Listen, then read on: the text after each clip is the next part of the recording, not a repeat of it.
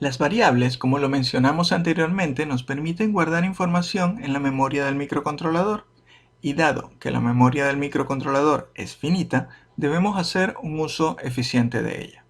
Por lo que debemos de seleccionar el tipo de variable que necesitamos en cada caso, en función del valor o información que vayamos a guardar en ella. Por ejemplo, la placa Arduino Uno tiene un microcontrolador modelo Atmega 328P, que tiene 2 KB de memoria RAM.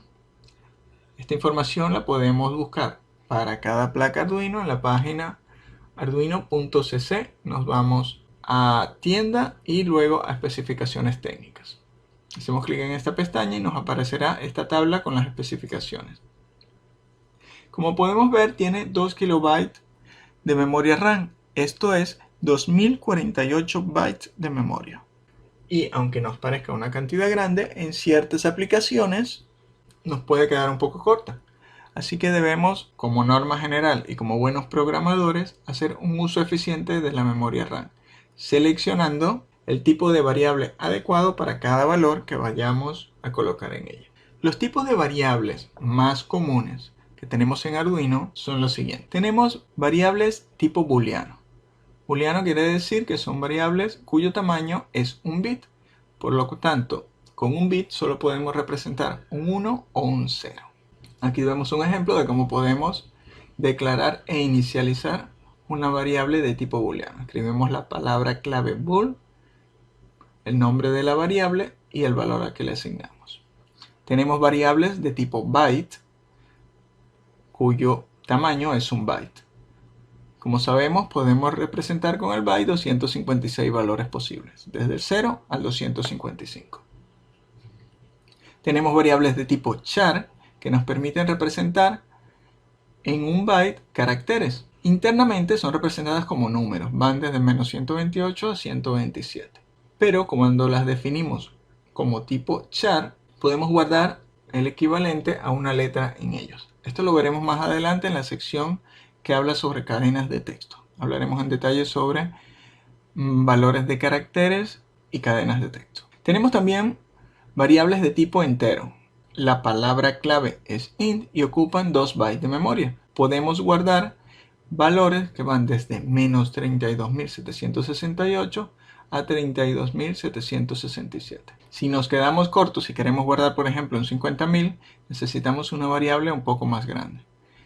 Para ese caso nos vamos a una variable de tipo long.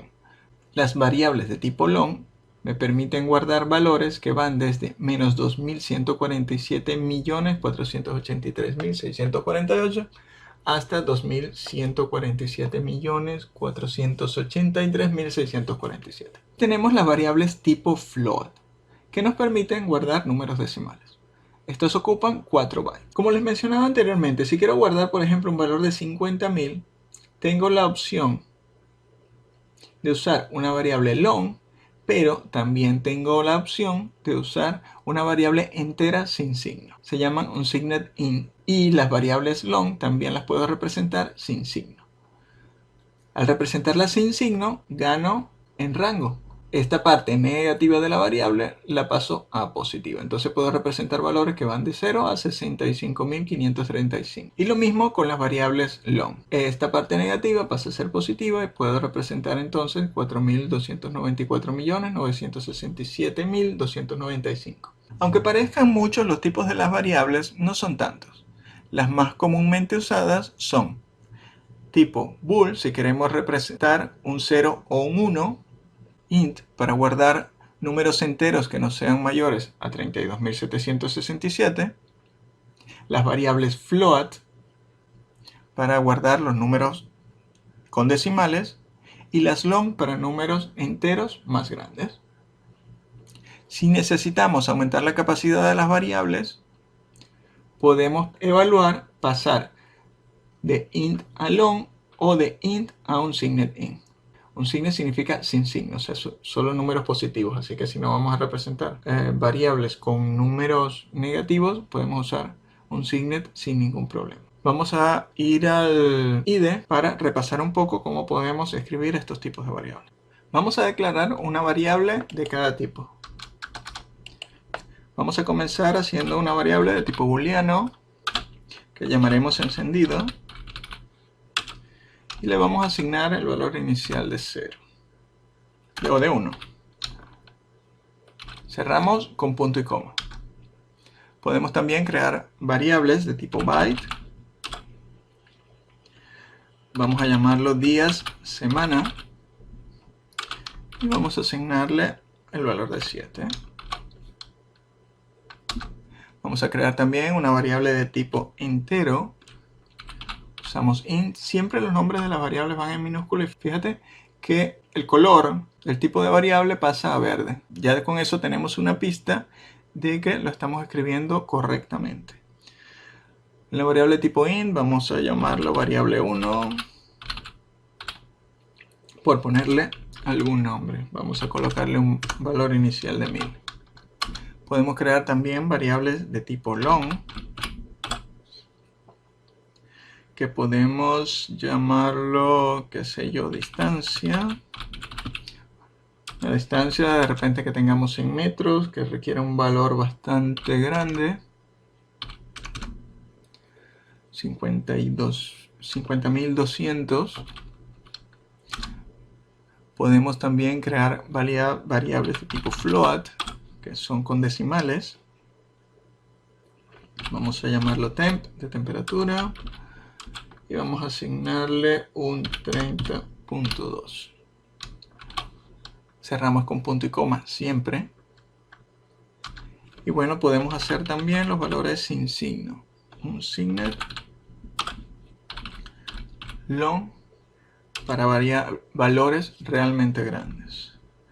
Vamos a llamar a esto var3. Y bueno, vamos a asignarle un valor. ¿Sí?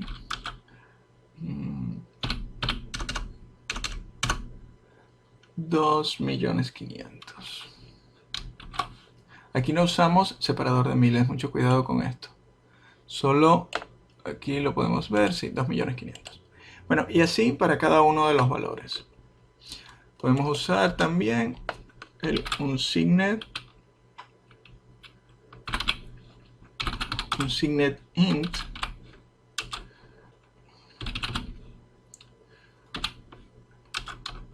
para asignarle un valor a un entero sin signo, qué sé yo, 800.000.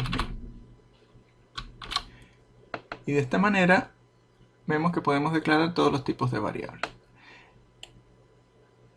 Estaba pendiente por comentarte que los tipos de variables por lo general usamos nombres en minúscula y por lo general también que tengan sentido. Este tipo de notación no es muy recomendable porque no tiene mucho sentido semántico. O sea, cuando leemos la variable en el programa no representa algo físico, algo fácil de recordar.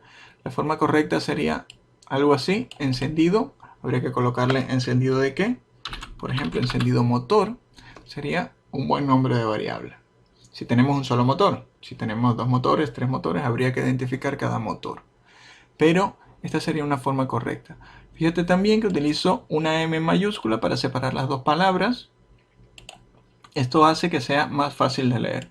Y es como una notación estándar entre los programadores. Igual aquí, días, semanas. Si tengo una semana que es de 7 días, bueno, voy a utilizar una variable por si acaso cambio después a una variable, a una semana de 5 días. Lo puedo modificar fácilmente. Variable 1, como te dije, no es un nombre muy correcto de usar. Lo podemos usar para los ejemplos, como estamos hablando aquí. Solo estamos mencionando cómo podemos declarar una variable, no hay problema. Pero ya veremos en los programas y en los ejemplos que vamos a hacer, que vamos a usar nombres que tengan sentido. Esta es la forma correcta de hacerlo. Y con esto terminamos esta lección. Nos vemos en el siguiente vídeo.